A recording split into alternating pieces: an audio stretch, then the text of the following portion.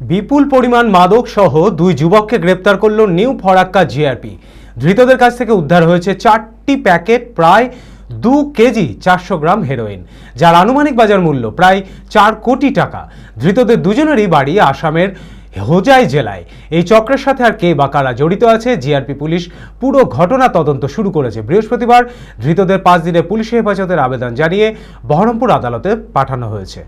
মানসিক স্বাস্থ্যের জন্য সবার আগে যে নামটি মনে ভেসে ওঠে, সুস্থ মনের ঠিকানা মনোবীক্ষণ। যোগাযোগ নাম্বার 7477799513।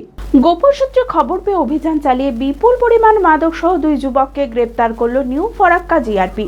বুধবার রাতে নিউ ফরাক্কা স্টেশনে ডাউন কামরূপ এক্সপ্রেস থেকে নামার পরই তাদের আটক করা হয়।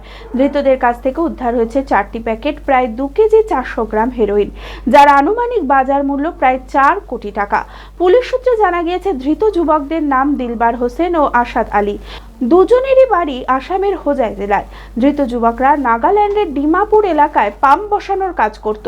সেখানেই এক ব্যক্তির সঙ্গে তাদের পরিচয় হয়। সেই ব্যক্তি নিউ ফরাক্কা স্টেশনে হেরোইন পৌঁছে দেওয়ার জন্য তাদের মোট 1 লক্ষ টাকা দেওয়ার প্রতিশ্রুতি দিয়েছিল।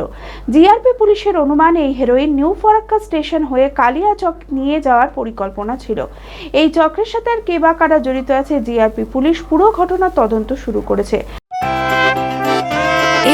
খোলা আকাশ অনেক তারার মাঝে রামধনু রঙে যেখানে সবাই সাজে সাজে নামি হোক কিংবা দামি পেয়ে যাবে সব রকমই, ছোট হোক কিংবা বড় কেনাকাটা হোক আরো আরো নতুন ফ্যাশনে নতুন tradition, Libas family store. Libas Libas Libas family store. Libas কাতাই, বহরমপুর, মুর্শিদাবাদ।